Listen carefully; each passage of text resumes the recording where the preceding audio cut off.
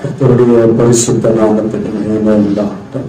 இந்த மாலை ஆராதனைக்கு வந்திருக்கிற யாவரையும் என் தேவன் ஆசீர்வதிப்பான்.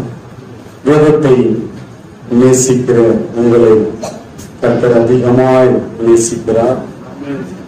வேதத்துக்கு முக்கியத்துவம் கொடுக்கிற, வார்த்தையை முதன்மைப்படுத்துகிற எல்லா தேவ பிள்ளைகளுடைய வாழ்க்கையில இந்த வார்த்தை ஆசீர்வாதத்தை கொண்டு வரும். அல்லேலூயா. கர்த்தருடைய பரிசுத்த நாமம் மகிமைப்படுவதாக. உங்கள் உற்சாகத்தை கர்த்தர் பார்க்கிறார். இந்த மாலை ஆராதனையில காலை ஆராதனை போல அல்ல, நிறைய பேர் காலையில வருவாங்க. ஆனா மாலையில கொஞ்சம் பேர் வெகு சிலராக வருவீங்க. ஆனாலும் இப்போ கொஞ்சம் அதிகமா எல்லாரும் வந்திருக்கிறீங்க. அதுக்காக நான் என் தேவனை ஸ்தோத்திரிக்கிறேன். ஏன்னா இந்த நேரத்துல என்ன வேணாலும் செய்யலாம். வீட்டுல ரெஸ்ட் எடுக்கலாம், படுக்கலாம், டிவி பார்க்கலாம், ஏதோ ஒரு அலுவலில் இருக்கலாம், இல்லை எங்க வெளியே போகலாம். ஆனாலும் இந்த நேரத்தை ஒதுக்கி நீங்க வந்திருக்கிறீங்க பாருங்க, அதுக்காக கர்த்தர் உங்களை ஆசீர்வதிப்பார். போன வாரம் நம்ம இந்த 32வது அதிகாரத்துல பார்த்து கொண்டு வந்தோம்.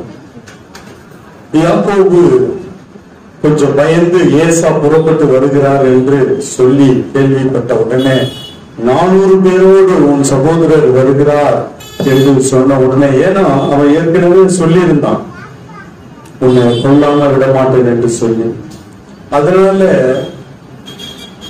ரெண்டாவது இவனுக்கும் தெரியும் 2 தடவை தன் சகோதரனை ஏமாத்தி இருக்கிறோம் என்பதும் இவன் அறிந்திருந்தான்.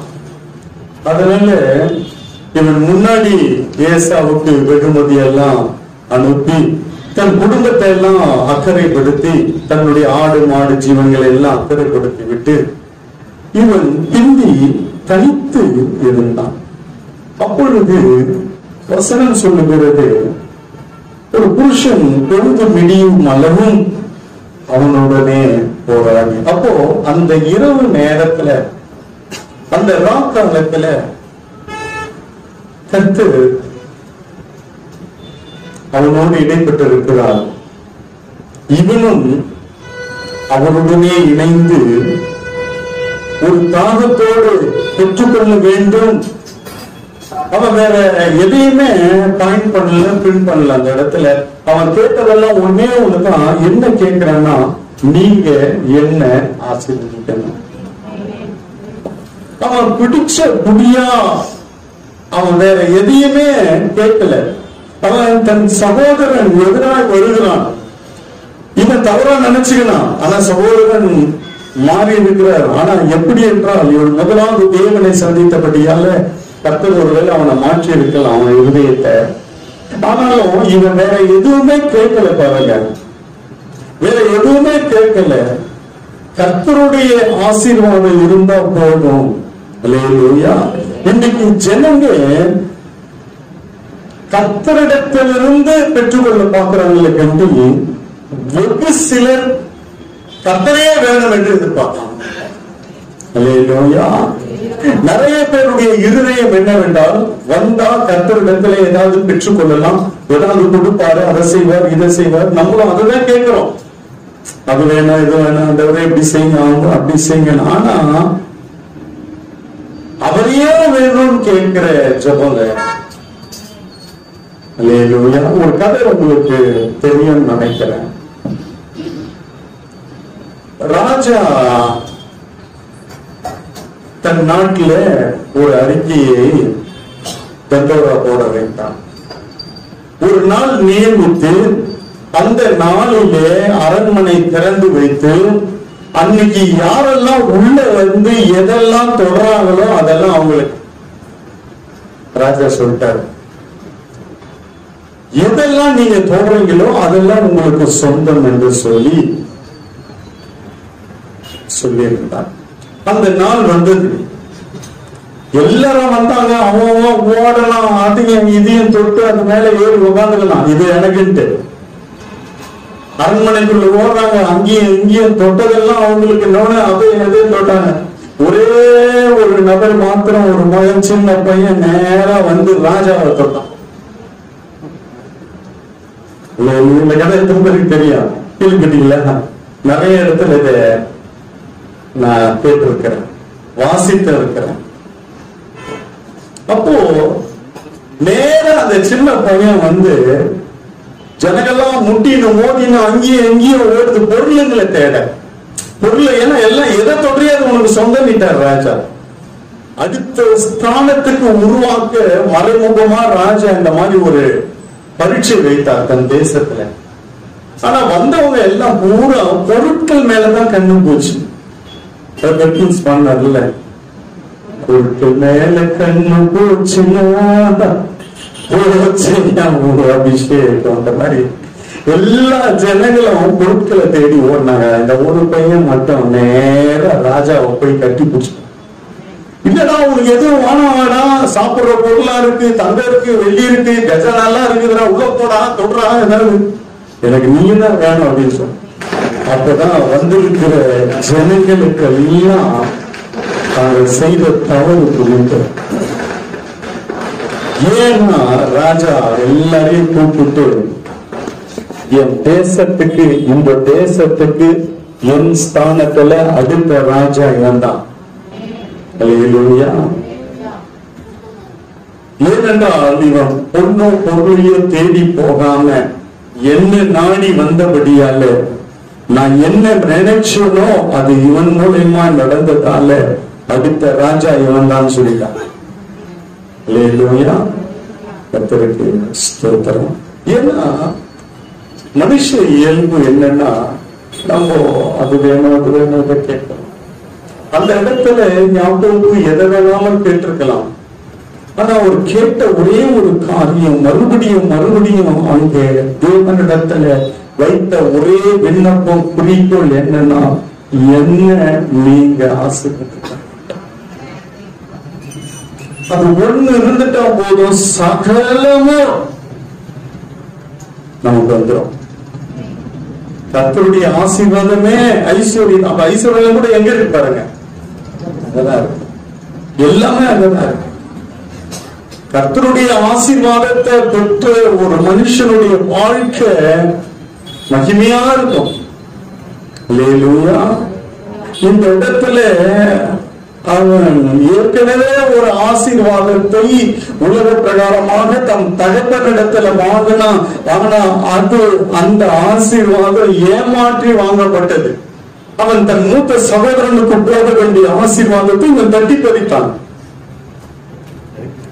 ஆனா இந்த தடவை அவன் நன்றாக விளங்கி கொண்டு, உலக ஆசீர்வாதம் இல்லாதவரை உங்க ஆசீர்வாதம் வேண்டும், உங்க ஆசீர்வாதம் நீங்க ஆசீர்வதித்தால் ஒழிய உங்களை நான் விடவே மாட்டான். இன்னைக்கு நீங்க ஒரு வித்தியாசமான ஜெபத்தை உங்க வாழ்க்கையில கொண்டு வாங்க, உங்க வாழ்க்கையில கொண்டு வாங்க. கர்த்தர் கிரியை செய்வார். நம்ம சொல்லுங்க, இதை இந்த 32 அதிகாரத்தை உங்க வாழ்க்கையில நிஜப்படுத்துவார். அல்லேலூயா. அது வேணும், இது வேணும், இதை செய்யுங்க, அதை செய்யுங்கன்னு கேட்கறத விட்டுட்டு இன்னிலிருந்து நம்மளும் யாக்கோபை போல போராடுவோம். ஒவ்வொரு நேரத்துல, ஒவ்வொரு ஜெப வேலையில, ஒவ்வொரு நிமிஷத்திலையும் நம் வாய் இதை தவிர வேற எதையும் அவர்கிட்ட கேட்க வேண்டாம். ஒரே ஒண்ணு கேளுங்க, ஆண்டவரே என்னை நீர் ஆசீர்வதி. நான் இப்படிதான் கேட்பேன், என்ன கேட்கல, நான் கேட்கறது வந்து என் ஊழியத்தை ஆசீர்வதிங்க, எனக்கு கொடுக்கப்பட்ட ஊழியத்தை ஆசீர்வதிங்க, இப்படிதான் கேட்பேன். அல்லேலூயா. இன்னைக்கு கொஞ்சம் வித்தியாசமா நீங்க அடுத்த ஸ்தானத்துக்கு வாங்க. ஜெபத்துல ஆண்டவரே எனக்கு இதை தாரும், இதை கொடுங்க, இதை செய்யுங்க, அதெல்லாம் தேவையில்லை, எல்லாம் இதுக்குள்ள அடங்கி இருக்கு, அவருக்குள்ள அடங்கி இருக்கு, அவருடைய ஆசீர்வாதத்துக்குள்ள அடங்கி இருக்கு. இதிலிருந்து நம்ம இதையே கேட்போம். ஆண்டவரே என்னை நீர் ஆசீர்வதியும், ஆண்டவரே என்ன ஆசீர்வதிக்காம ஆண்டவரே நான் விட மாட்டேன். எனக்கு வேற எதுவும் வேணாம் ஆண்டவரே. இந்த உலகத்துல எனக்கு எதுவும் தேவையில்லை ஆண்டவரே. இது வரைக்கும் நான் அதை கேட்டு இதை கேட்டு ஆண்டவரே நான் பண்ண ஜெபம்லாம் வேற. ஆனா இனிமேல் அப்படி இல்லை. என் ஜெபம் நீங்க என்ன ஆசீர்வதிக்கணும் ஆண்டவரே.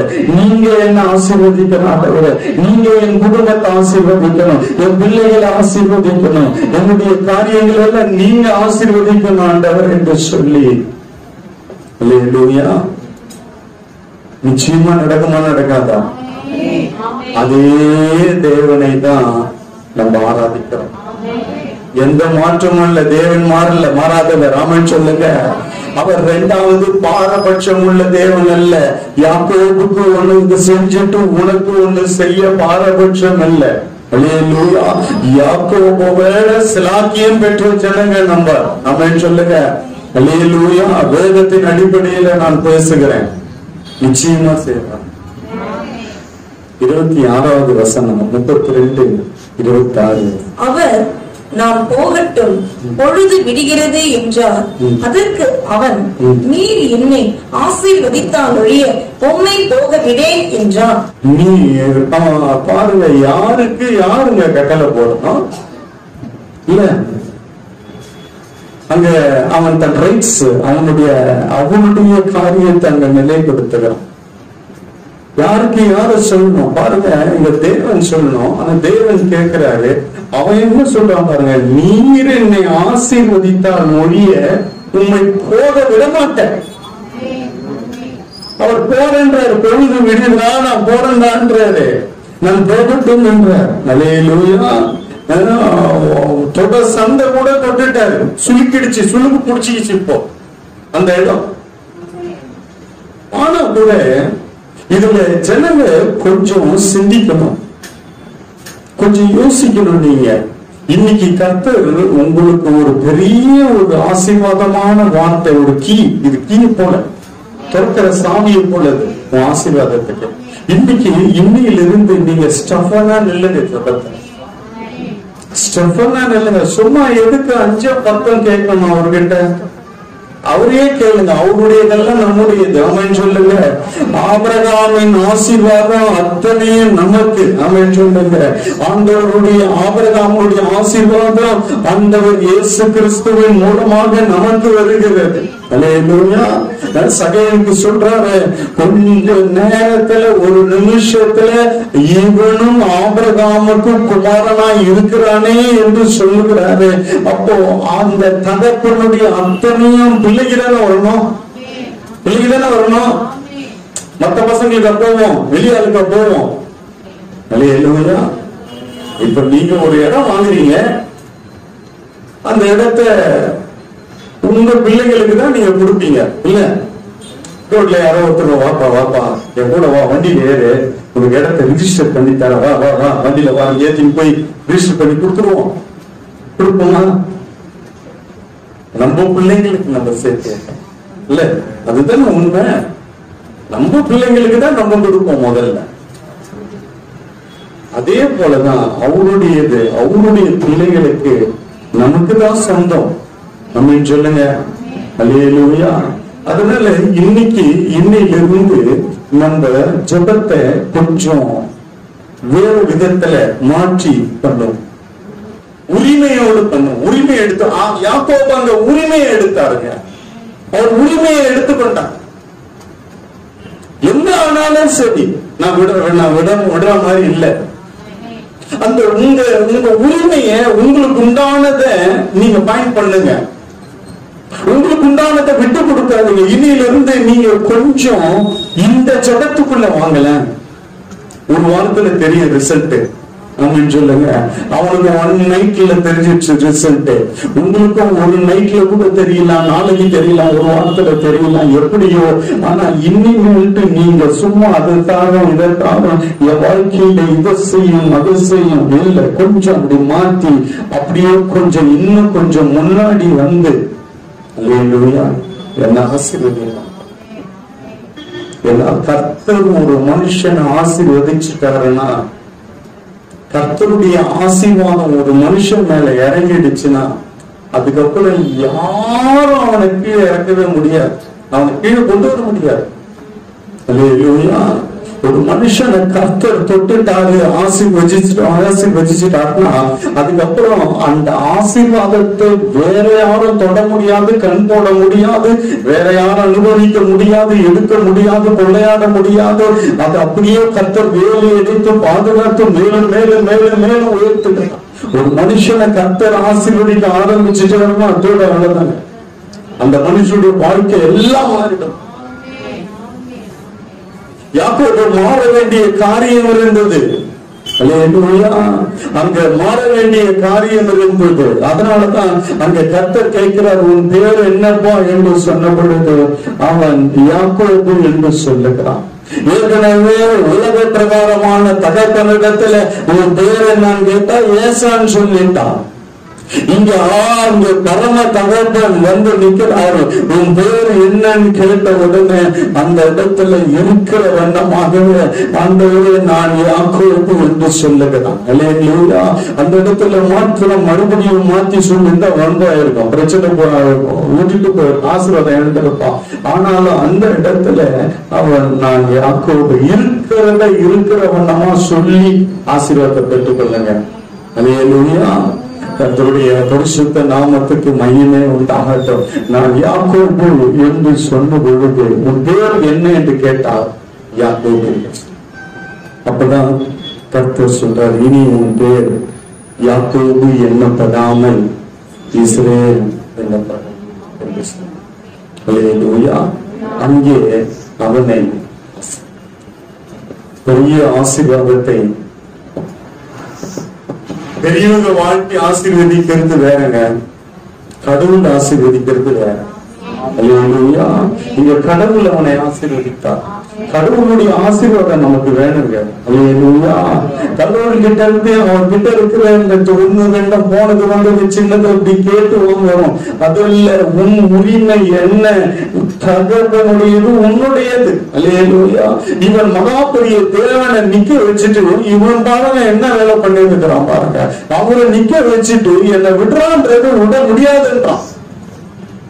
அப்போ பாருங்க அவனுடைய எண்ணம் பாருங்க, அவன் இருதயம் பாருங்க, அவனுடைய சிந்தையை பாருங்க, அவனுடைய காயம் அவன் குறிக்கோள் நிறைவேறாம கடவுளை விடல. பொழுது விடியும் அளவும் அவனோட போராடி. யார் போராடணும்? யார் போராடணும்? நம்ம போராடணும். அந்த கடவுள் போராடுறாரு அவன்கிட்ட முடியாம. அதான் வசனம் வாசிங்க, வசனம் 24 வாசிங்க, கொஞ்சம் கவனிங்க நீங்களும். யாக்கோபு பிந்தி தனித்திருந்தான். அப்பொழுது ஒரு புருஷன் பொழுது விடியும் அளவும் அவனுடனே போராடி. பார்த்து எப்படி இருக்கு? அவனுடனே போராடி. நீங்க எப்படி காரியம் எப்படி இருக்குது பாருங்க. அவனுடனே போராடி. அடுத்த வசனம் சொல்லுது, அவனை மேற்கொள்ளாதது கண்டு போதும். என்னங்க வார்த்தை? எப்படியோ போன்றது பைபிள்ல. ஒரு மனுஷனை அவனை மேற்கொள்ளாததை அவனை மேற்கொள்ள முடியல. அப்போ அவன் எந்த அளவுக்கு ஸ்டெஃபனா நின்று இருப்பான், எந்த அளவுக்கு அவரை பிடிச்சிருப்பான் பாருங்க. அந்த ஸ்டெஃபனா உறுதியா பிடிக்கிற, உறுதியா நிக்கிற எல்லா இடத்துலயும் கர்த்தர் உனக்காக நிற்பார். அல்லேலூயா. உனக்காக நிற்பார். நீ ஸ்டெஃபனா நின்னுட்டேன்னு வச்சுங்க, என்னால முடியாது ஆண்டவரே, நீங்க இதை செஞ்சுதான் ஆகணும், இதை நீங்க செய்யாம உங்களை விட மாட்டேன் என்று சொல்லி நீ ஸ்டெஃபனா நின்னா பிடிச்சு நான் நிச்சயமா உன்னை அங்க ஆசீர்வதிச்சுட்டு போயிடுவார். எதுக்காக நிக்கிறியோ அதுல அதை கர்த்தர் செயல்படுத்துவார். அவனை மேற்கொள்ளாததை கண் அவனுடனே போராடி. அப்ப யாக்கோபு எப்படி அந்த இடத்துல தேவனோடு இடைப்பட்டிருப்பான்னு கொஞ்சம் பாருங்க. இல்ல எப்படி இடைப்பட்டிருப்பான் பாரு. எங்க பிடிச்சான்னு தெரியல. காலை பிடிச்சிட்டானா, கைய பிடிச்சிட்டானா, சோற்ற பிடிச்சிட்டானா, எப்படி பிடிச்சான்னு தெரியல. அந்த புடிய உடல இருக பிடிச்சு அவனை எவ்வளவோ பண்ற. அல்லேலூயா. அவரை பார்த்தவன் செத்தான, கிட்ட போய் தொட்டவனை அடிச்சாரு கர்த்தர். அவருடைய மகிமையை பார்க்க முடியாது. மோசே கிட்ட சொல்றாரு, என்ன முன்னாடி பார்த்தவன் ஒருவனும் உயிரோடு இருந்தது இல்லை, அவ்வளவு மகிமையும் வல்லமையும் நிறைந்தவர். அவன் சொல்றான், 30வது வசனத்தை வாசிங்க. அப்பொழுது யாக்கோபு, நான் தேவனை முகமுகமாய் கண்டேன், உயிர் தப்பி பிழைத்தேன் என்று சொல்லி அந்த ஸ்தலத்துக்கு பெனியேல் என்று பெயரிட்டான். முகமுகமாய் பார்த்தாங்க தேவனை. அவரை பார்த்துட்டு கிட்ட நெருங்க முடியாது. அவர் நீதியின் சூரியன். அவ்வளவு மகிமையான பயங்கரமான வல்லமையான தேவனிடத்துல அவனுடைய காரியங்கள் எப்படி இருந்தது பாருங்க. இதுதான் கர்த்தர் இரக்கமும் உருக்கமும் மகிமையும் தயவும் நிறைந்த தேவன்றாங்கள. அந்த இடத்துல அவனுக்கு தேவை வேற ஏதாவது அவனை பண்ணிருக்கலாம். ஒரு செகண்ட்ல அப்படி தொட்டுட்டு டச் பண்ணிட்டு காலி பண்ணிட்டு போயிட்டு இருக்கலாம். அவரும் அவனுக்கு சதி சமமா இறங்கிட்டாரு. இதுதான் ஜெபம் செய்யற காரியம். இதுதான் ஜெபம் செய்கிற காரியம். உனக்கு ஈடு அவரும் நின்றுடுவாரு. ஆமென் சொல்லுங்க. அல்லேலூயா. ஒரு சாதாரண மனுஷனை போலதான் அங்க போய் நின்றுட்டாரு அவன்கிட்ட. அதனாலதான் அவனை மேற்கொள்ளாததை கண்டுன்றாங்க. அதுக்காக தான் அந்த வசனம் சொல்றது அவனோட பேராதின்னு சொல்றாரு. அப்போ அந்த ஜெபம் எப்பேற்பட்ட குடிச்சு அவன் கதறி கேட்டிருக்கிறான் பாருங்க. ஜெபத்துக்கு இறங்குகிற தேவன். அல்லேலூயா. ஜெபத்துக்கு சாதாரண நபரை அவர் மகிமையான வல்லமையோட தேவன். கிட்ட போனாலுமே மகிமை சுட்டரிச்சிடும். வல்லமை ரொம்ப பயங்கரமானது, நெருங்க முடியாது. ஆசிரியப்பு கூடாரத்துல இறங்குது. ஆசாரியர்கள் உள்ள நுழைய முடியாம தத்தளிக்கிறாங்க. வெளியே அவருடைய மகிமை அப்படியே திக்கு பத்தி எரியுது. கிட்ட போக முடியல. ஆனா இந்த மாதிரி ஜெபத்துக்கு பாருங்க, அதாவது ஜெபத்தினுடைய மேன்மை, ஜெபத்தினுடைய மகிமை தாங்க. அல்லேலூயா. ஜெபிக்கிறவர்களுக்கு இறங்குகிற தேவன் அவர். அல்லேலூயா. பாருங்க, அவன் போராடி செஞ்ச மனுஷனோடு தேவனோடு போராடி மேற்கொண்டானே, அந்த போராட்டத்தில் அவன் ஜெயிச்சவன். அல்லேலூயா. இன்னைக்கும் நம்ம போராடி ஜெபிச்சோம், தேவ சமூகத்துல போராடி அவர் சமூகத்துல விழுந்தோம் அப்படின்னா நிச்சயமா இறங்குவார். யாக்கோபின் தேவன் நம்முடைய தேவன். அல்லேலூயா. நாம் ஆராதிக்கிற தேவன் இஸ்ரவேலின் தேவன். அல்லேலூயா. அதனால நிச்சயமா ஜெபத்துக்கு இறங்குவார். இன்னிலிருந்து கேளுங்க, ஆண்டவரே யாக்கோபை ஆசீர்வதிப்பது உண்மை என்றால் நீர் என்னையும் ஆசீர்வதிக்க வேண்டும். அந்த தேவனை தான், யாக்கோபின் தேவனை தான் நான் ஆராதிக்கிறேன். அல்லேலூயா. நீங்க தைரியமா சொல்லி அவருடைய ஆசீர்வாதத்தை பெற்றுக் கொள்ளலாம். அதே தேவனை தானே நான் ஆராதிக்கிறேன். நீர் பாரபட்சம் உள்ளவர் இல்லை என்று வேதம் சொல்லுகிறது. நீ வேறு பார்க்கிற மனுஷன் அல்ல தெரிகிறது. நீ முகதாட்சியம் பார்க்கிற தேவன் அல்ல என்று வேதம் சொல்லுகிறது. எங்க ஆண்டவரே என் ஆசீர்வாதம், எங்க ஆண்டவரே என் ஆசீர்வாதம், எனக்கு உண்டானது எங்க? என்ன ஆசீர்வதிங்க, என்ன ஆசீர்வதிங்க, என் குடும்பத்தை ஆசீர்வதிங்க, என் பிள்ளைகளை ஆசீர்வதிங்க. நீ உரிமையோடு கேட்கலாம். கர்த்தர் அந்த இடத்துல கிரியை செய்வான். அவனுடனே போராடி கிட்ட நெருங்க முடியாது. ஆனா ஜெபம் அவரோடு இணைய வச்சிடும் அப்படின்னு சொல்லுங்க. அவரோட ஐக்கியப்பட்டுடுங்க. அந்த இடத்துல பாருங்க, அது மட்டும் இல்ல, அவனை மேற்கொள்ளாததை கண்டு அவனை மேற்கொள்ள முடியல. ஜெபம் விடாதுங்க. அல்லேலூயா. ஜெபம் விடாதுங்க.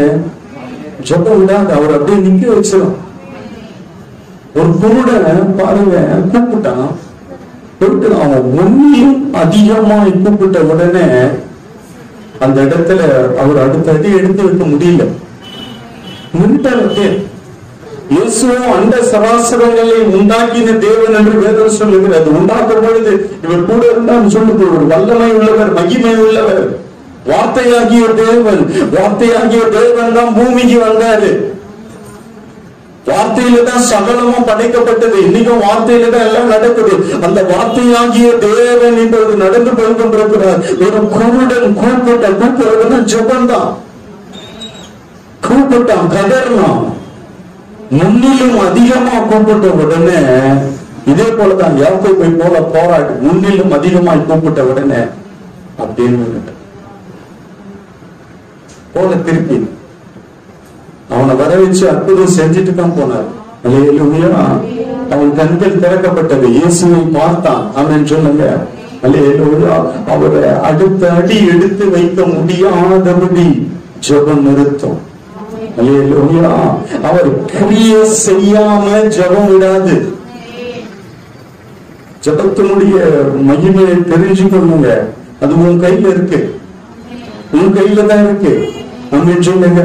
இன்னைக்கு இரவுல இருந்து உட்காருங்க, ஒரு 5 நிமிஷம் உட்காருங்க. ராத்திரியில எழுந்துருங்க, ஒரு 5 நிமிஷம் ஆண்டவரே கையை உயர்த்தி சொல்லுங்க, என்னை ஆசீர்வதிங்க ஆண்டவரே, என் வாழ்க்கை இப்படி இருக்கிறது ஆண்டவரே, என் சூழ்நிலை இப்படி இருக்க ஆண்டவரே. பல ஏசாக்கள் என் வாழ்க்கையில வருகிறார்கள் ஆண்டவரே. நான் ஒண்ணும் இல்லாம தான் இருந்தேன், ஆனா இவ்வளவு காரணம் நீங்க தான் ஆசீர்வதிச்சீங்க. என்னை இன்னும் நீங்க ஆசீர்வதிக்கணும் ஆண்டவரே. இந்த லாபானிடத்திலிருந்து வந்த ஆசீர்வாதம் அல்ல, என் தகப்பனிடத்திலிருந்து வந்த ஆசீர்வாதம் அல்ல, உங்க ஆசீர்வாதம் வேணும் ஆண்டவரே. அல்லேலூயா. நான் கேட்டான், பெற்றுக்கொண்டான். அங்கே அவனை ஆசீர்வதித்தான். அல்லேலூயா. 31வது வசனம் வாசிக்கிறோம். அவன் பெனியேலை கடந்து போகையில் சூரியன் உதயமாயிற்று. அவன் தொடை சுளுக்கினாலே நொண்டி நொண்டி நடந்தான். அவன் பெனியேலை கடந்து போகையில் சூரியன் உதயமாயிற்று. வெளிச்சம் வர ஆரம்பித்து விட்டது. இதே 28:11 வாசிக்கிறோம். போகும்பொழுது என்ன நடந்ததுன்னா, அது 28:11 வாசிக்கிறோம். ஒரு இடத்திலே வந்து சூரியன் அஸ்தமித்தபடியினால் அங்கே ரா தங்கி அவ்விடத்து கற்களில் ஒன்றை எடுத்து தன் தலையின் கீழ் வைத்து போகும்பொழுது சூரியன் அஸ்தமித்த, சூரியன் உள்ள போயிடுச்சு, இருட்டு தொடங்கிடுச்சு, இருள் வந்துடுச்சு. ஆனா இந்த இடத்துல பெனியேலை கடக்கும் பொழுது, பெனியேலில கர்த்தரை சந்தித்து ஆசீர்வாதத்தை பெற்ற பொழுது, அப்ப பெறல சூரியன் அஸ்தமனம் ஆயிடுச்சு.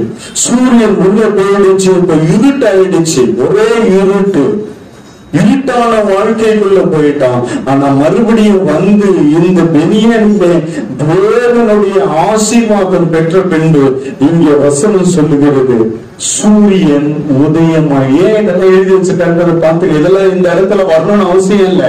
அவன் வெளியேலை கடந்து போனான்னு போட்டிருக்கலாம். வெளியேலை கடந்து போகிற பொழுது சூரியன் உதயமாயிற்று, வெளிச்சம் வர ஆரம்பித்து விட்டது.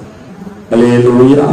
உன் வாழ்க்கையில ஒரு பிரகாசம் வேண்டும் என்றால், உன் வாழ்க்கையிலே சூரியன் உதயமாக வேண்டும் என்றால், நீ தேவனோடு நின்று ஜெபித்து ஆசீர்வாதத்தை பெற்றுக் கொள்ளுங்க. அல்லேலூயா. கர்த்தர் உங்களை ஆசீர்வதிப்பார் தேவ பிள்ளையே.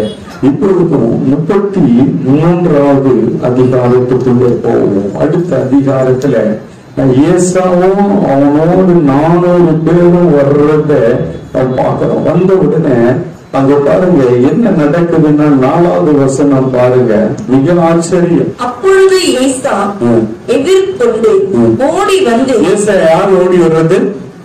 இவன் ஓட முடியாது, தொட்டதால சுருங்கிச்சு. இப்படிதான் போறாரு, இப்படி மெதுவா போறாரு. ஆனா யார் ஓடி வரா? எதிராளி ஓடி வரான். அவனை கொல்ல வேண்டும் என்று சொன்ன மனுஷன். அல்லேலூயா. கர்த்தரை சந்தித்த பின் எதிராளியும் நண்பனாவான். அல்லேலூயா. இவன் கூட பிறந்தவன் இவனை கொல்லாம விட மாட்டேன்னு சொன்னான். அவன் பயந்துதான் இங்க இருந்தே ஓடனான். அவன் இப்ப வரும்பொழுது இவரால் ஓட முடியாது. இவர் நடந்து நொண்டி நொண்டி நடக்கிறார். தொடர்ந்து சொல்லுறது அந்த பாருங்க, அந்த வசனம் வெளியேலை கடந்து போகையில் சூரியன் உதயமாயிட்டு அவன் தொடை சுருக்கினாலே நொண்டி நொண்டி நடந்தான். எப்படி நடந்தான்? நொண்டி நொண்டி நடந்தான். இப்ப ஏசா வராரு. ஆனா எப்படி வர்றாருன்னா, இவனை பார்த்தவனே ஓடி வர்றான். ஓடி வந்து அவனை தழுவி அவன் கழுத்தை கட்டி கொண்டு அவனை முத்தம் செய்து அழுதான் ஏசா. எதிராளி கண்ணீர் வர்றது காரணம் என்ன? ஃபர்ஸ்ட் டே நைட்டு நடந்த காரியம். அல்லேலூயா. ஜெபம் ஒரு மனுஷனை உருப்பொலைய வச்சிடும். ஜெபம் ஒரு மனுஷனை உடைச்சிடும். எப்பேற்பட்ட எதிராளியையும் ஜெபம் நொறுக்கி போட்டு அவன் பொருளோடு கங்கணம் கட்டி கொண்டிருந்தான். 400 பேரோட வரான்னு எல்லாத்தையும் அனுப்புகிறோம். ஆனா இரவு கர்த்தரை சந்தித்த பின்பு அல்லேலூயா இப்ப வந்து ஓடி வந்து இவனால ஓட முடியாது. இவன் தான் ஓடணும். இவன் தான் ஓடி போய் அவன் காலில் விழுந்து மன்னிப்பை கேட்டு ஏதாவது பண்ணி இருக்கணும். ஆனா இவன் நொண்டி நடக்கிறான். எதிராளி இப்பொழுது ஓடி வருகிறான். ஏசா 400 பேரோட வந்து குதிரையில் இருந்து இறங்கி ஓடி வந்து அவனை தழுவி அவன் கழுத்தை கட்டிக்கொண்டு அவனை முத்தம் செய்து யாக்கோபை அழுகுற விட்டுருங்க, ஏசா அழுகுறாங்க. அதென்ன சொல்ல வாசிங்க அந்த வசனத்தை 4. அப்பொழுது ஏசா எதிர்கொண்டு ஓடி வந்து அவனை தழுவி அவன் கழுத்தை கட்டி கொண்டு அவனை முத்தம் செய்தான். இருவரும் அழுதார்கள். யாக்கோபு அழுவுறதுல விஷயம் இருக்கு. ஏன்னா 2 பேரும் ஏமாத்திட்டு ஆசீர்வாதத்தெல்லாம் வாங்கிட்டு போயிட்டான். சிரேஷ்ட புத்திர பாகத்தையும் வாங்கிட்டான். ஏமாத்திட்டு போயிட்டான். ஆனா இவன் அழுகுறதுல தவறு இல்லை. இவன் அழுகணும். ஆனா பாருங்க, அந்த மனுஷன் அழுகுறாங்க. இவன் நைட் அழுதுட்டாங்க. அல்லேலூயா அல்லேலூயா. தேவனிடத்துல நீ கண்ணீர் வெடித்து வெளியிடத்துல உன்னை சந்தோஷமாக இருப்பார். வெளியால் கண்ணீர் வெடிப்பான் உனக்காக. அல்லேலூயா. எதிராளி கண்ணீர் வெடிப்பான். அல்லேலூயா. எதிராளி அழுவான். எதிராளி உன்னை கட்டி தழுவி கொள்ளுவான். உனக்கு விரோதமாய் எழுந்து வருவான். ஆனா ஒரே இரவுல காரியத்தை மாற்றுகிற தேவன் ஜபத்துல சகலத்தை மாற்றி போட்டார். இவன் போராடி ஜெபிச்சாங்க. இவன் அழுவா பரவாயில்ல. இப்ப எதிராளி அழுகுறான். அவனுக்கு விரோதமாய் வந்தவன் அழுகிறான். அவனை கொல்ல வேண்டும் என்று சொன்னவன் அழுகிறான். கட்டி தழுவி கொண்டு எப்படி ஓடி வந்து எப்படி மாறிச்சு?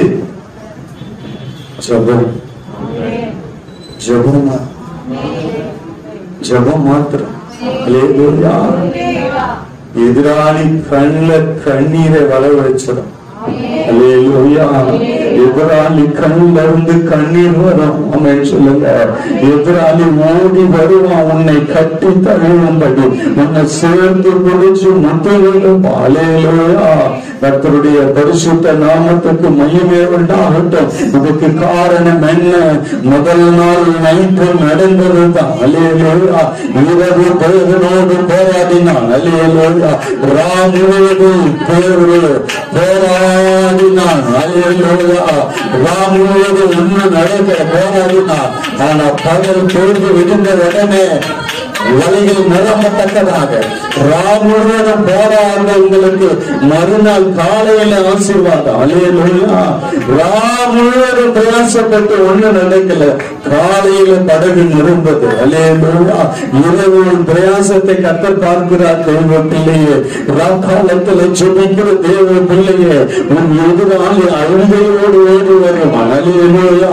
உன் எதிராளி கண்ணீரோடு ஓடி வருவான். உன்னை கட்டி தழுவி செய்வான். சமாதானமாகலாம். அல்லேலூயா. இந்த யாக்கோபு ஓடிப்போ அவன் காலில் விழுந்திருக்கணும். ஆனா இவனோ நொண்டி நடக்கிறான். அவன் இறங்கி ஓடி வந்து யாக்கோபு கழுத்தை கட்டி கொண்டு புத்தம் செய்து அழுது. அல்லேலூயா. இதுதான் ஜெபம் செய்யணும். இதுதான் ஜெபம். ஜெபம் பண்ணு சொல்ல காரணம் என்ன? ஜெபிங்க சொல்ல காரணம் இதுதான். தேவனோடு நீ போராடி ஜெபி. அல்லேலூயா. வசனம் சொல்லுகிறது ஓசியால 12:4 அது எப்படி முடியுதுன்னா, போராட்டம் இருந்தது ஆனா மேற்கொண்டான்.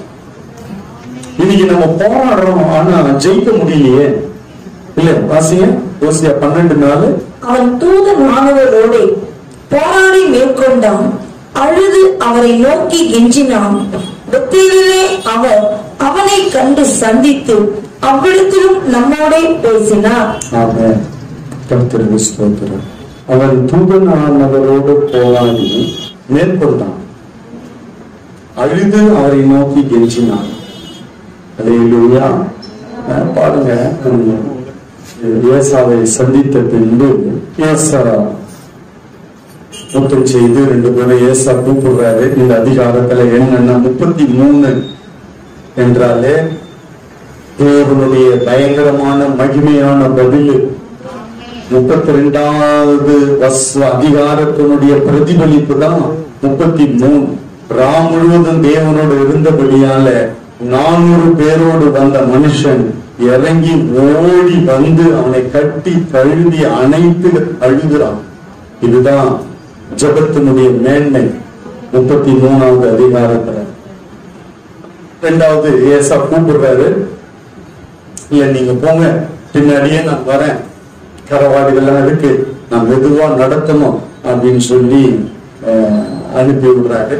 முன்னாடி வந்ததெல்லாம் என்னன்னு கேட்கிறார். உங்களுக்காக நான் அனுப்பின என்னுடைய வெகுமதி எனக்கு வானா தேவையான அளவு இருக்கிறது என்று ஏசா நல்ல பெருந்தன்மையான ஒரு நல்ல மனுஷன் இல்ல, எனக்கு தேவையான அளவு கர்த்தர் கொடுத்திருக்கிறார்.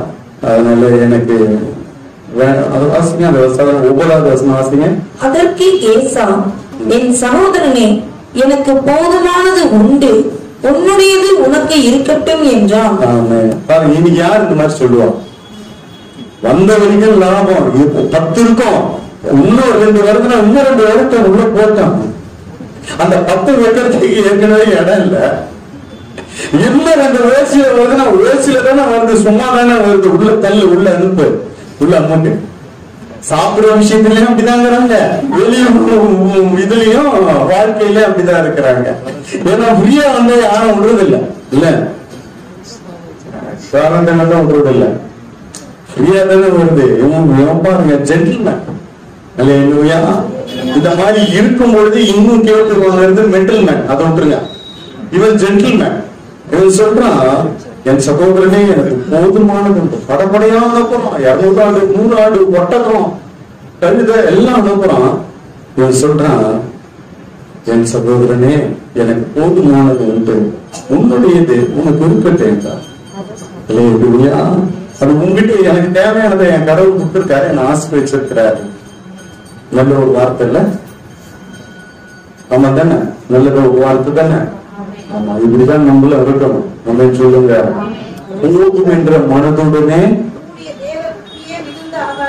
இருந்த ஆதாயம். போதுன்ற மனசு இருக்கணும், தேவையானது. அனாவசியமா அடுத்தவங்க பொருளுக்கு ஆசைப்படக்கூடாது. அப்படின்னு சொல்லுங்க. என்னதான் கொடுக்குற வச்சுக்கன்னு சொன்னா கூட நம்மளுக்கு இருக்கு, கர்த்தர் கொடுத்துருக்கிற. அதை விட்டுட்டு நம்ம இது பண்ணக்கூடாது. ஜென்டில்மேன் ஏசா. அதனாலதான் கர்த்தர் அவனையும் ஏசாவையும் ஆசீர்வதிச்சார். அதை நான் சொல்றேன் பின்னாடி வசனத்துல, இடர்கொள்ளாத மாட்டான் வசனம் இருக்கு, நான் சொல்றேன். பூமி தாங்க முடியாத அளவுக்கு எப்படி ஆபிரகாம் நாட்டுல இருந்ததோ அதே போல இன்னொரு வசனத்தை நான் காட்டுறேன் பாருங்க. யாக்கோபுக்கும் ஏசாவுக்கும் அந்த அளவுக்கு இருந்தது. கர்த்தருக்கு ஸ்தோத்திரம்.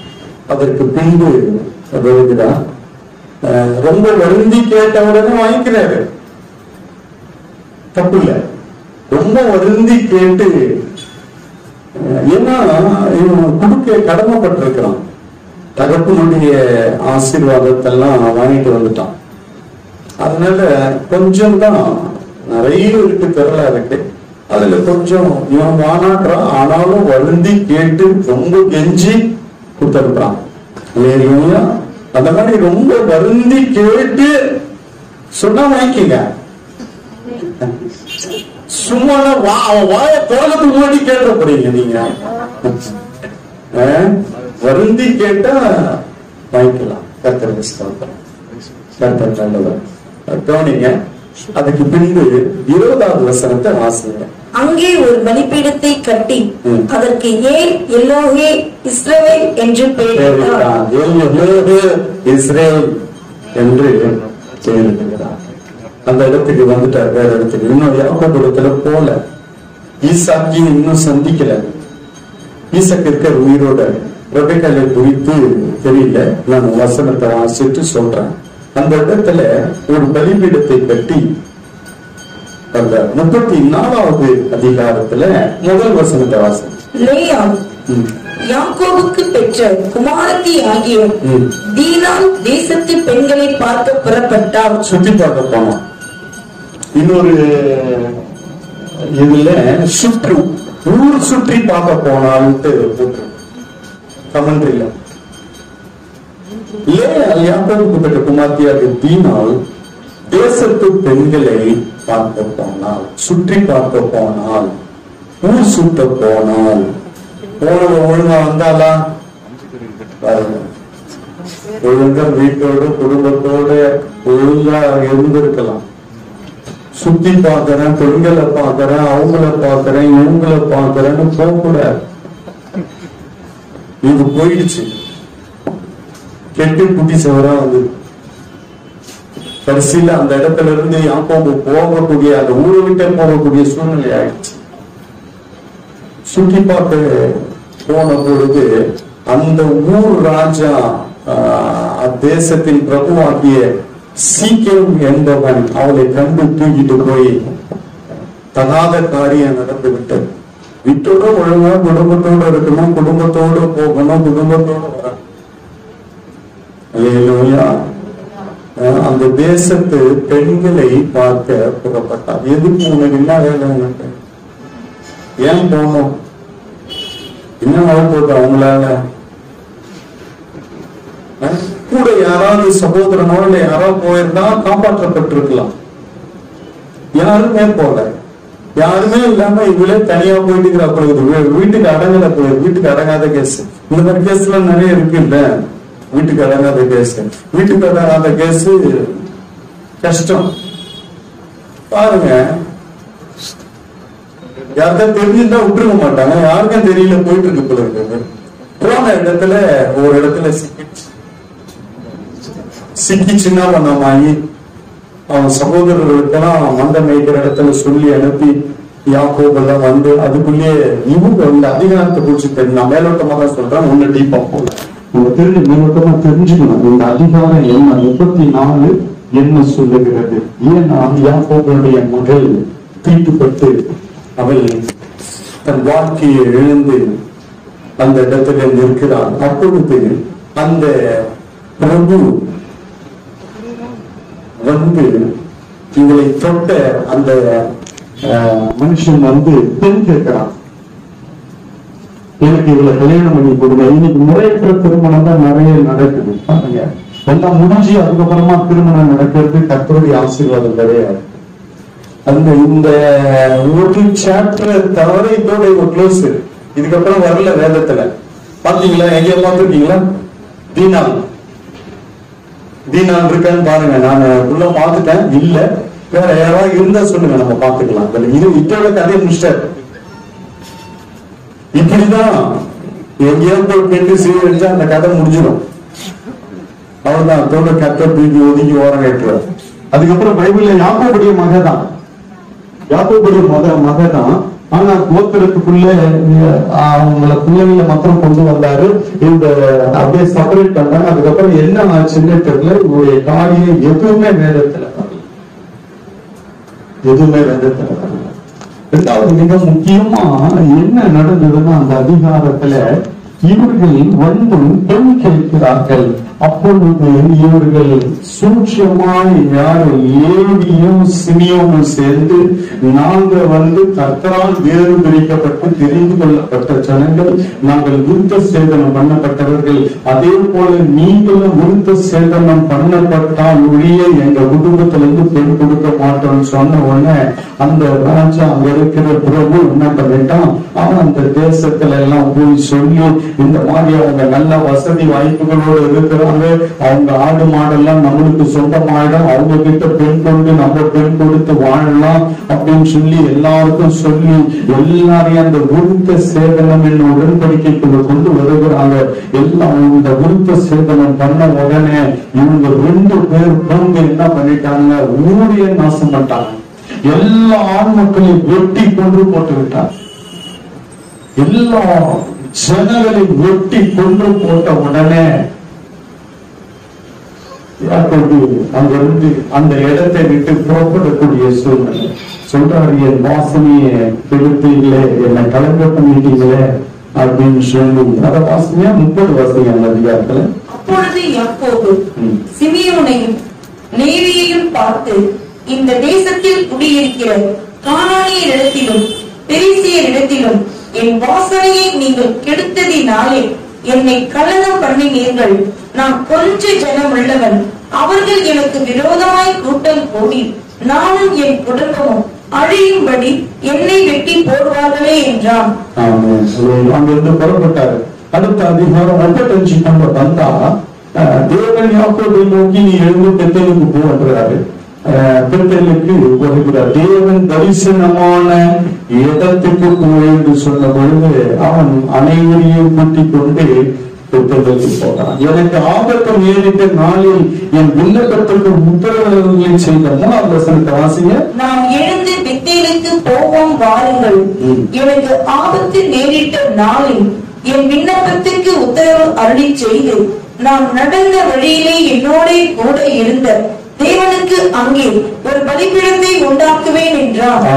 அந்த இடத்துக்கு ஏற்கனவே போன இடம் பெத்தேல் எங்க ஞாபகம் இருக்கா?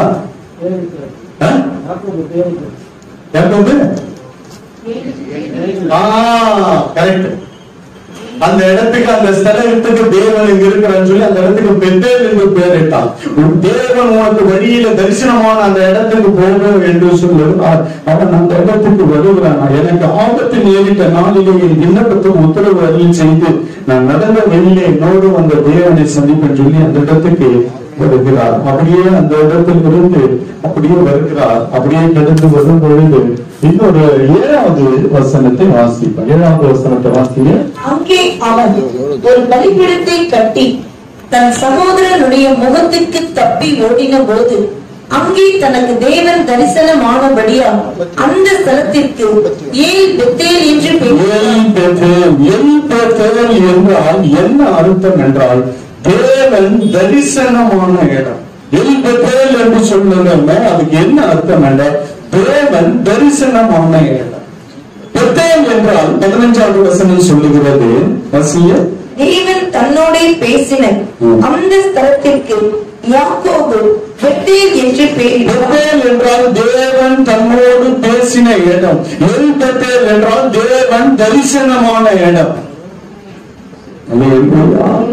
பெனியேல் என்றால் தேவனை முகமுகமாக கண்ட இடம். பெனியேல் என்றால் 33:20 வாசி சொல்ல. 33:20 வாசிங்க. 32 வாசிங்க. அப்பொழுது யாக்கோபு நான் தேவனை முகமுகமாய் கண்டு உயிர் தப்பி பிழைத்தேன் என்று சொல்லி அந்த ஸ்தலத்துக்கு பெனியேல் என்று. பெனியேல் என்றால் முகமுகமாய் சந்தித்தது. பெனியேல் என்றால் என்ன அர்த்தம் தெரிஞ்சுக்க. பெனியேல் சொல்றாங்கல்ல, பெனியேல் அந்த பெனியேல் கேள்விப்பட்டிருக்கீங்களா? முதல்ல பைபிள்ல தான் இருக்கு.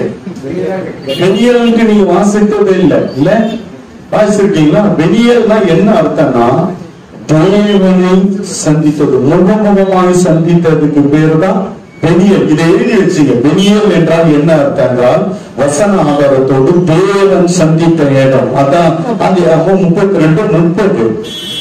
தேவன் பேசுகிற இடம் எதுனா எல் பெத்தேல், தேவன் தரிசனமான இடம். கர்த்தருடைய பரிசுத்த நாமத்துக்கு மகிமை உண்டாண்டு. 35:7 சொல்லுகிறது தேவன் தரிசனமானபடியால் அந்த ஸ்தலத்திற்கு எல் பெத்தேல் என்று பெயரிடுகிறான். எல் பெத்தேல் என்றால் என்ன அர்த்தம் என்றால் தேவன் தரிசனமாக. பெத்தேல் என்றால் தேவன் தன்னோடு பேசின இடம். அல்லேலூயா. பெத்தேல் என்றால் தேவன் பேசுகிறார். அல்லேலூயா. பேசுகிற இடம். ஆமென் சொல்லுங்க. அல்லேலூயா. இன்னும் கொஞ்சம் வசனம் இருக்கு. கர்த்தருக்கு சித்தமானால் நம்ம அடுத்த வாரம் பார்ப்போம். நாம் கண்களை மூடி தேவ சமூகத்துல நாம் எல்லாரும் ஒப்பு கொடுப்போம்.